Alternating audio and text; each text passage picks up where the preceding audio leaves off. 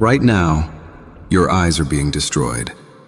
Not slowly, not gradually, at an unprecedented rate that no human civilization in history has ever experienced.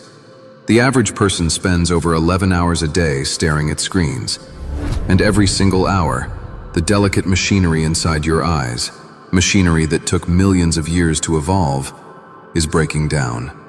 Lens by lens, cell by cell, capillary by capillary. But here's what they never told you.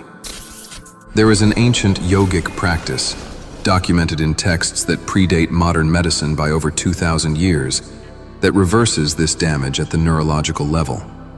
Himalayan monks who performed this technique maintained near-perfect vision well into their 70s and 80s, in an age with no optometrists, no corrective lenses, no surgery. Modern neuroscience is only now catching up to what these monks already knew. And in the next 9 minutes, you're going to learn exactly what it is and how to use it starting tonight. Stay with me, because what comes next will permanently change how you see, in more ways than one. The problem. Let's be precise about what's happening inside your eyes right now. Your eye contains a small but extraordinarily powerful muscle called the ciliary muscle.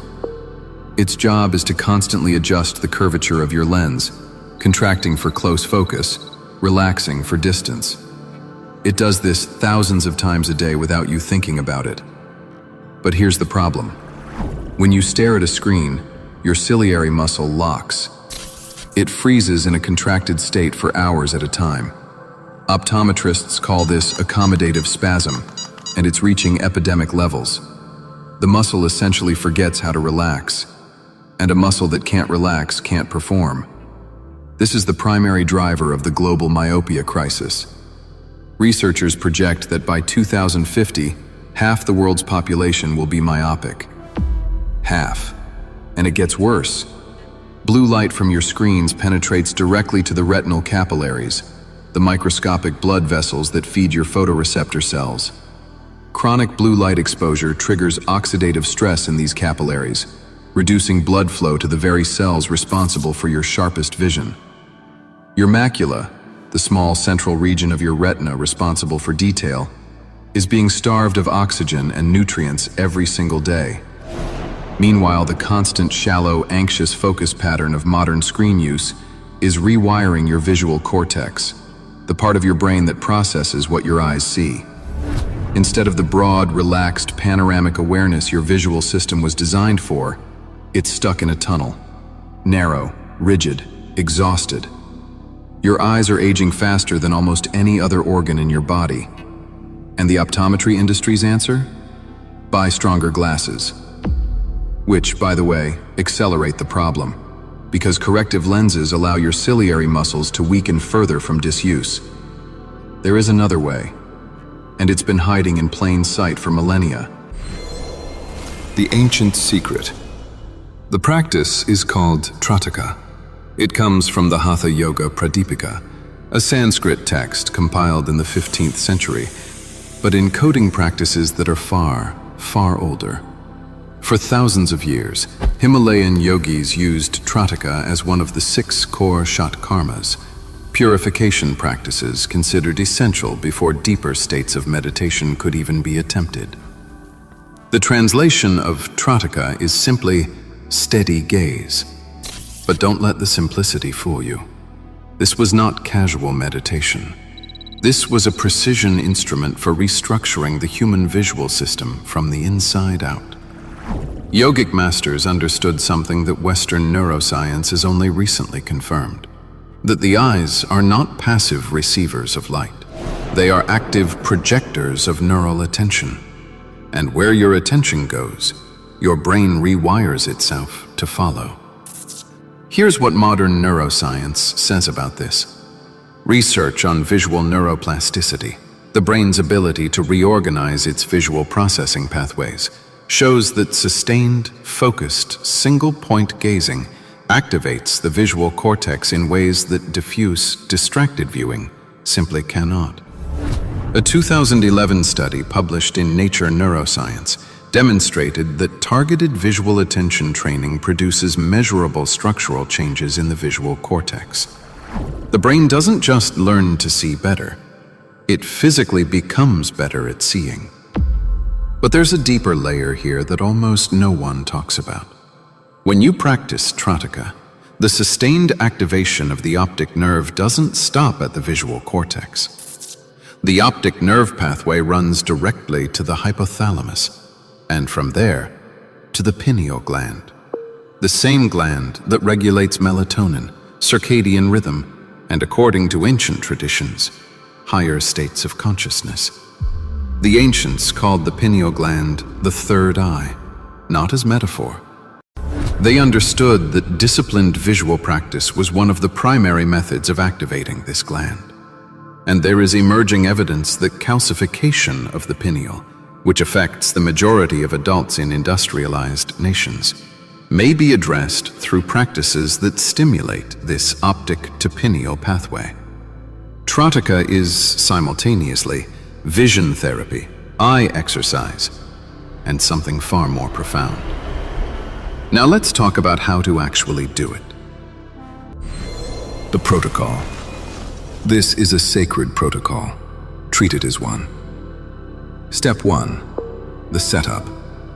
You need a single wax candle, no scented candles, nothing artificially colored. Place it at eye level, approximately 2 to 3 feet directly in front of you. The room should be dim, but not fully dark. Eliminate all drafts. The flame must be completely still. A flickering flame disrupts the neurological coherence of the practice. Sit with your spine straight, cross-legged on the floor or upright in a chair, both hands resting on your knees.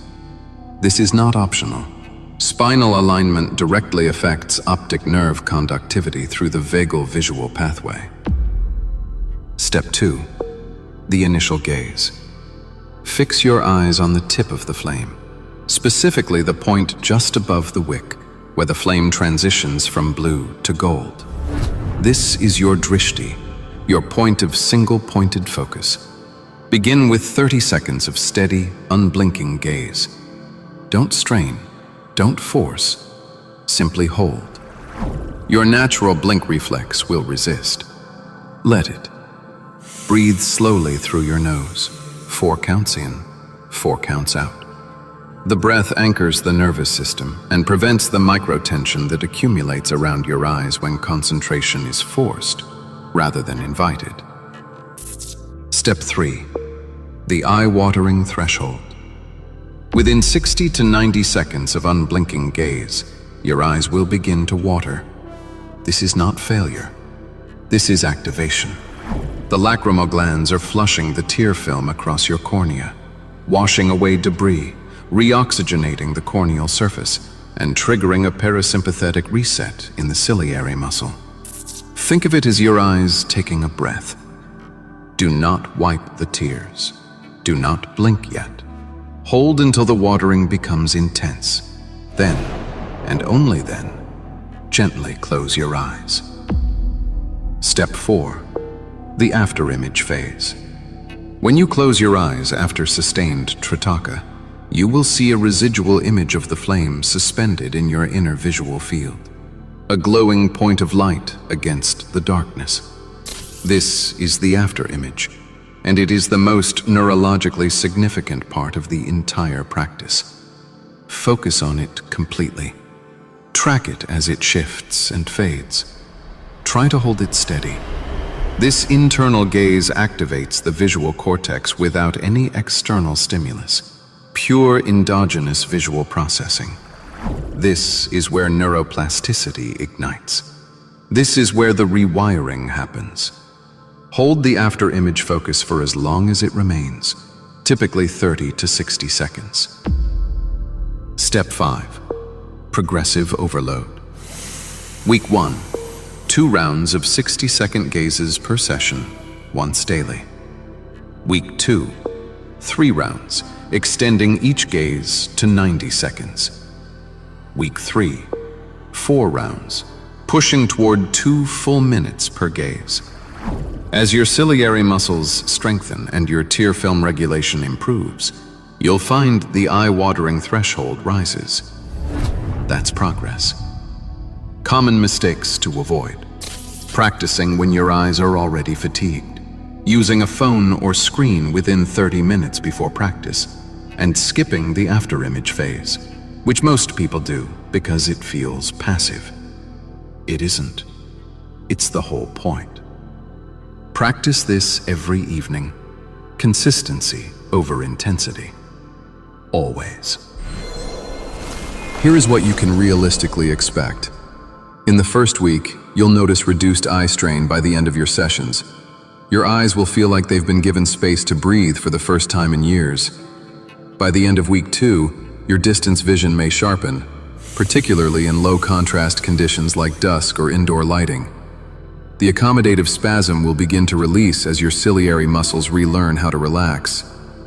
By day 21, practitioners consistently report a qualitative shift, not just in sharpness, but in the character of their vision. Broader, more relaxed, more alive. The improvement in eye health isn't incidental. It's structural, neurological, real. But I want to leave you with something deeper than that. The ancients who developed Tritaka weren't primarily interested in 20/20 acuity. They were interested in perception itself.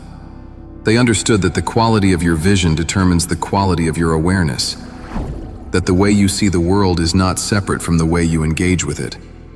When you improve eyesight naturally through practices like this, you're not just correcting a physical deficiency. You are reclaiming a faculty of awareness that modernity has quietly stolen from you. The eyes are not just organs of sight. They are the gateway to consciousness itself. And now you have the key. If this resonated with you, subscribe, because the next video goes even deeper into the ancient protocols for sensory restoration that modern science is only beginning to validate. You don't want to miss it. The Codex continues.